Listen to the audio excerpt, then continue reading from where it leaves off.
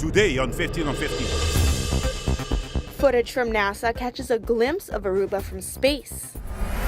Plus, this television star compares Aruba to coffee. Find out why in our lifestyle section. And we have all the details on Maybelline New York's 100-year celebration.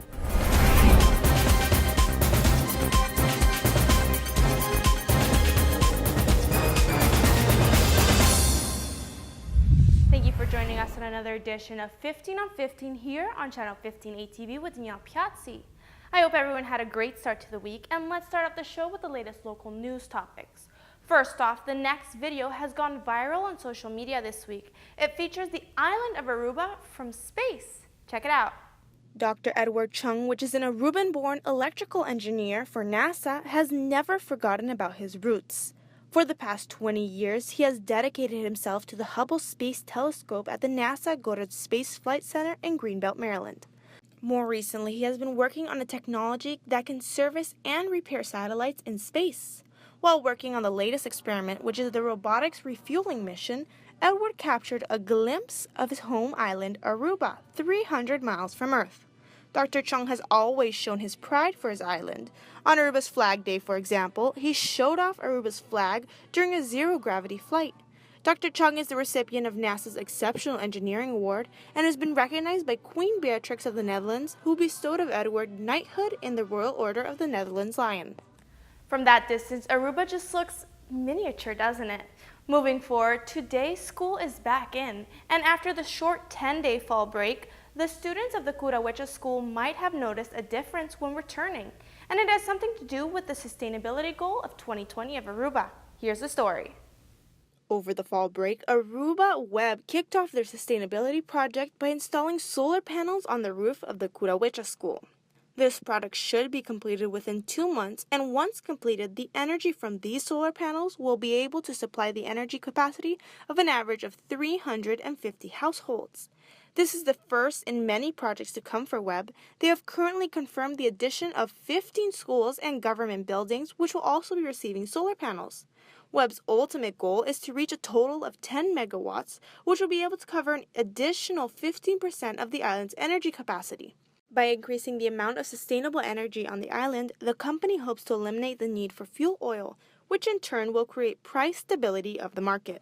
In other news, after receiving the National Geographic World Legacy Award in Berlin last March, Aruba is once again recognized in the German market for the island's sustainability efforts. With concrete plans to become a carbon-free island by 2020, Aruba received the second place for the Nachhaltigkeitspreis, which literally translates to Sustainability Award. It was granted by the German expedition magazine Travel One. A total of 21 projects and products participated for the recognition. The requisites for the award were projects and initiatives with the touristic influence and maintaining sustainable environments. The first prize was awarded to the project Energy for Nepal. That is wonderful that Aruba is once again recognized internationally for its efforts on becoming completely sustainable. On another note, the Aruba Murals project in St. Nicholas is coming to an end, and the grand finale is one that you'll not want to miss. The Aruba Murals project began this year in May, where 4 local artists were selected to decorate the walls of St. Nicholas. The murals will represent the island's culture and heritage. During the project, a workshop for aspiring artists was organized, and today the students have become the official collaborators and assistants of the main artists. The official painting will begin the 22nd of October, and the community is welcome to view the official unveiling of the murals on the 29th of October. 7 walls will be creatively decorated, and hopefully they will be able to cover the total 37 walls in the future. This has been a much-awaited project because it will form part of the restoration of the region of St. Nicholas, which is planned to become the cultural and heritage capital of the island. Moving forward, currently the students of the University of Aruba have the opportunity to participate in exchange programs in different parts of the world, such as the United States, Europe, and now Canada. Thanks to the Erasmus Fund, students from Aruba have received the opportunity to participate in international exchange programs for a third of the price of tuition. Currently, students are able to participate in programs in the United States and the Netherlands. The Minister of Education, Michelle Hoiber-Winkler, is currently in Canada in an attempt to add more schools to that list. Over the past week, she has been able to sign agreements with both Seneca College in Toronto and Osgoode Hall Law School in York University. Once the agreements have been finalized, Aruban graduates will be able to have access to over 290 programs that Seneca offers. Plus, they'll pay much less. The yearly tuition at Seneca College is around $13,000 to $18,000 per year. Canada is known to have lower prices for schooling compared to the United States. As for the law students of the University of Aruba, they'll be able to participate in exchange programs with the York University. This will give the students an opportunity to receive an international experience. Many universities around the world believe that studying abroad is a crucial part of one's education, personal life, and long-term life. Stay with us because we'll be right back with Jerry Seinfeld's comments on Aruba as a vacation destination. When we come back, the foremost Seinfeld star makes negative comments about Aruba.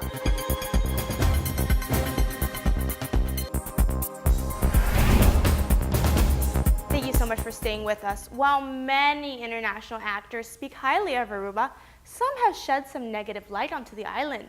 This was the case in a recent interview with Jerry Seinfeld.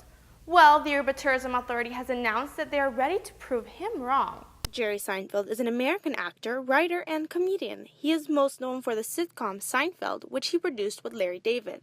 During a recent interview with 680 News, he talks about his latest online show called Comedians in Cars Getting Coffee, which is literally about comedians getting coffee in cars, while they improvise jokes on the way to their coffee. Although this interview should have focused on the show, it took a turn when the interviewer asked him if he drank coffee a lot. Jerry stated, "I didn't start drinking until a few years ago, more now that I'm doing the show. I like that kind of simplicity. To me, you don't need to have a lot to have a good time. I think vacations are mostly completely stupid.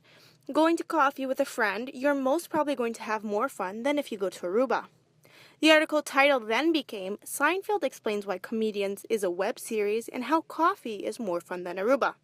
The Aruba Tourism Authority has actually seen this as a positive promotion for the island, and they have invited Jerry Seinfeld to come to try a cup of coffee in Aruba on their own cost. ATA stated on their social media sources, "Why choose one or the other? Enjoy a trip to Aruba and a cup of coffee on us." Let's see if Mr. Seinfeld reacts to the posts. In other news, more Caribbean ranking lists are popping up where Aruba makes the cut. Here are the top 10 reasons to visit Aruba by the Royal Caribbean blog. After an impromptu stop in Aruba, the writers of the Royal Caribbean blog decided to take a tour of the island, and they're definitely ready to fly back. Here is their list of top 10 reasons to visit the island.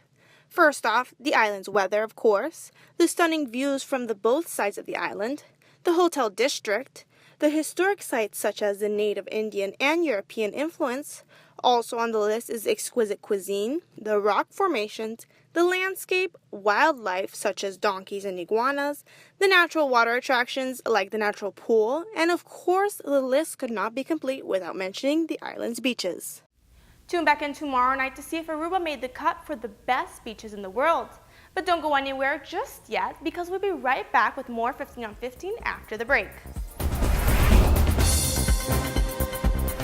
The Maybelline New York fashion show was filled with glitz and glamour, but find out about the backstage drama right after the break.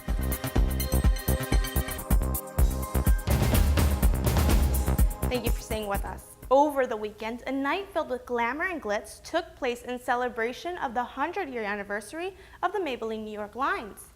Aruba hosted the first ever Maybelline fashion show where 6 local artists were challenged and put to the test to put a show together based on their hair and makeup designs. Check it out.